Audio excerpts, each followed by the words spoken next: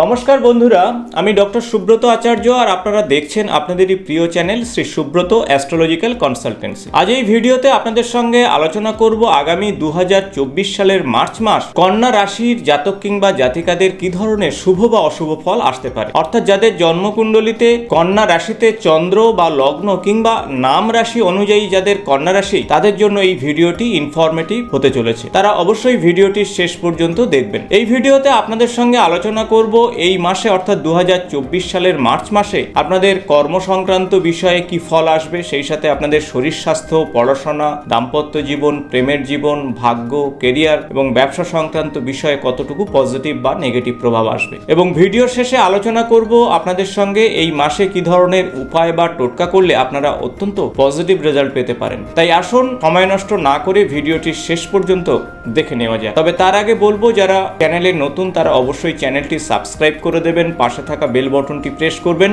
Video ভালো লাগলে বন্ধুদের সঙ্গে অবশ্যই শেয়ার করবেন। ভিডিও সংক্রান্ত কোনো প্রশ্ন থাকলে অবশ্যই কমেন্টস বক্সে লিখে জানাবেন। ভিডিওর শুরুতেই আমরা জেনে নেব এই মাসে গ্রহগত অবস্থান কি থাকছে আপনার রাশি সাপেক্ষে। কন্যা রাশির সাপেক্ষে কন্যা রাশিতেই অবস্থান করছে কেতু এবং সপ্তম ভাবে অবস্থান করছে রাহু। অষ্টম গৃহে দেবগুরু বৃহস্পতি, ষষ্ঠ গৃহে রবি, বুধ এবং সেই সাথে শনিদেব, এবং পঞ্চম ভাবে অবস্থান করছে শুক্র এবং মঙ্গল এখানে তুঙ্গস্থ অবস্থায় থাকছে। শুক্রদেব 11ই মার্চ তার গোচরের পরিবর্তন ঘটিয়ে পঞ্চম ভাব থেকে ষষ্ঠ ভাবে প্রবেশ করবে। অন্যদিকে ষষ্ঠ গৃহে রবিদেব 15ই মার্চ তার গোচরের পরিবর্তন ঘটাচ্ছে, ষষ্ঠ ভাব থেকে সপ্তম ভাবে প্রবেশ করবে। এবং 7ই মার্চ বুধ অর্থাৎ আপনার রাশির অধিপতি তার গোচরের পরিবর্তন ঘটাচ্ছে, ষষ্ঠ ভাব থেকে সপ্তম ভাবে। ঠিক এমনই গ্রহগত অবস্থান অনুযায়ী আসুন জেনে নেওয়া যাক এই মাস আপনাদের জন্য কতটুকু পজিটিভ বা নেগেটিভ প্রভাব আনতে পারে। প্রথমে আসবো আপনাদের শরীর স্বাস্থ্যের বিষয়ে। আপনার রাশির অধিপতি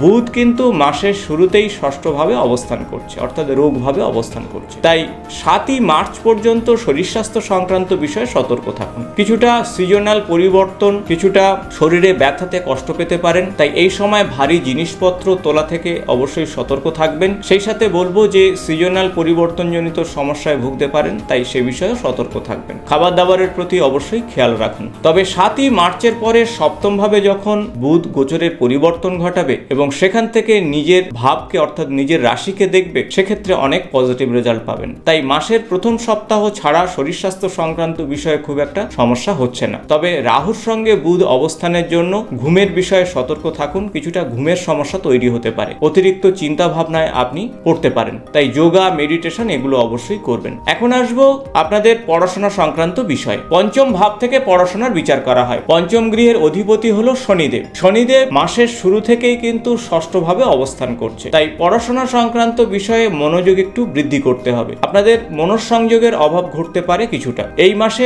মনোযোগ দিয়ে পড়াশোনার সঙ্গে যুক্ত থাকলে অবশ্যই আপনারা শুভ ফল পাবেন। পড়াশোনাতে একটু পরিশ্রম বাড়বে, তবে গুরুত্বপূর্ণ ডিসিশন নেওয়ার বিষয়ে অভিজ্ঞ মানুষের পরামর্শ নিন। এই সময় যারা চাকরি বাকরি সংক্রান্ত পড়াশোনা করছেন বা পরীক্ষা দেওয়ার কথা ভাবছেন, একটু পরিশ্রম করে আপনাদের এগোতে হবে। এখন আসবো আপনাদের প্রেমের সম্পর্কের ক্ষেত্রটি। পঞ্চম ভাব থেকেই কিন্তু প্রেমের সম্পর্কের বিচার করা হয়। পঞ্চম গৃহের অধিপতি কিন্তু শনিদেব ষষ্ঠ ভাবে অবস্থান করছে। আমরা সবাই জানি ষষ্ঠ, অষ্ট, দ্বাদশ ভাব খুব একটা পজিটিভ ভাব নয়, তাই ষষ্ঠ গৃহের শনিদেব কিছুটা নেগেটিভ প্রভাব দেবে এই সময়। যদিও রবিদেবের সঙ্গে থাকার জন্য কিছুটা অস্তমিত থাকবে, তাই মাসের প্রথমার্ধে সম্পর্কের ক্ষেত্রে কিছুটা পজিটিভ রেজাল্ট পেলেও মাসের দ্বিতীয়ার্ধে অপেক্ষাকৃত নেগেটিভ প্রভাব পেতে পারেন। তাই সামগ্রিক মাসটি আপনাদের প্রেমের সম্পর্কের ক্ষেত্রটিতে কিছুটা মিশ্র ফল আসবে। নতুন সম্পর্কের ক্ষেত্রে বলবো মাসের দ্বিতীয়ার্ধ আপনাদের জন্য শুভ হচ্ছে। এখন আসবো সন্তান সংক্রান্ত বিষয়ে। যারা নতুন পরিবার করতে চাইছেন অর্থাৎ সন্তান নিতে চাইছেন, তাদের জন্য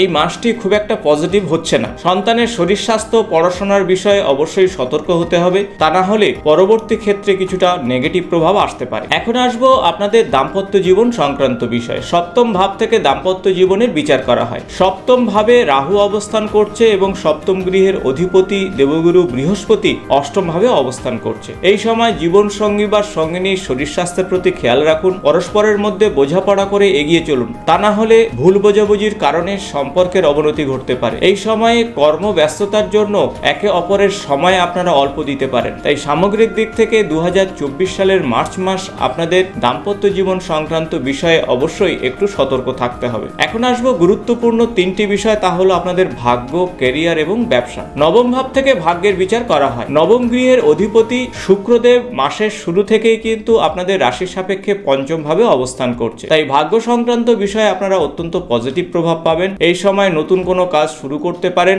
বাড়িতে মাঙ্গলিক কাজ অবশ্যই করতে পারেন।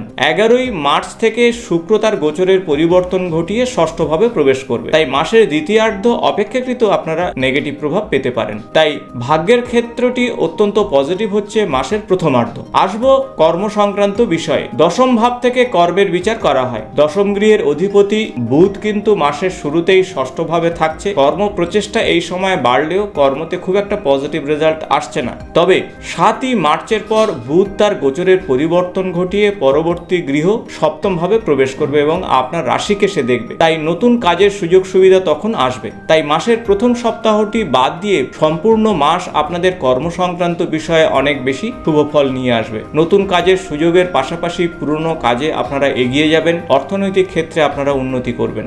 এখন আসবো আপনাদের ব্যবসা সংক্রান্ত বিষয়ে। সপ্তম ভাব থেকে ব্যবসার বিচার করা হয়। সপ্তম গৃহের অধিপতি হলো দেবগুরু বৃহস্পতি, অষ্টম ভাবে রয়েছে, তাই সেক্ষেত্রে কিছুটা নেগেটিভ প্রভাব আপনারা পাবেন। তবে ব্যবসার কারক গ্রহ বুধ মাসের শুরুতেই ষষ্ঠ গৃহে থাকলেও 7ই মার্চ থেকে সপ্তম ভাবে থাকবে, তাই মাসের প্রথম সপ্তাহটি বাদ দিয়ে ব্যবসাতে আপনারা মাঝারি ফল পাবেন। তবে এই সময় নতুন কোনো ইনভেস্ট না করে পুরানো ইনভেস্ট এবং সেই সাথে পুরানো ব্যবসা নিয়ে এগিয়ে চলাটাই বুদ্ধিমানের কাজ হবে। তাই সার্বিক দিক থেকে বলা যেতে পারে 2024 সালের মার্চ মাস আপনাদের জন্য কিছুটা মিশ্র ফল নিয়ে আসবে। এই মাসে আপনার মায়ের সঙ্গে সম্পর্কের ক্ষেত্রটি অত্যন্ত পজিটিভ হচ্ছে। মায়ের শরীর স্বাস্থ্যের উন্নতি ঘটবে। পিতার সঙ্গে সম্পর্কের ক্ষেত্রটিও আপনাদের ভালো হবে। পিতার সঙ্গে সম্পর্কের উন্নতি এবং নতুন কোনো কাজের ক্ষেত্রে পিতার সহযোগিতা আপনি পাবেন। এখন আসবো কি ধরনের উপায় বা টোটকা করলে অত্যন্ত পজিটিভ রেজাল্ট আসতে পারে 2024 সালের মার্চ মাসে। প্রথমত শ্রী গণপতি দেবের পূজা অর্চনা প্রত্যেক দিন করুন। শ্রী গণপতি দেবের উদ্দেশ্যে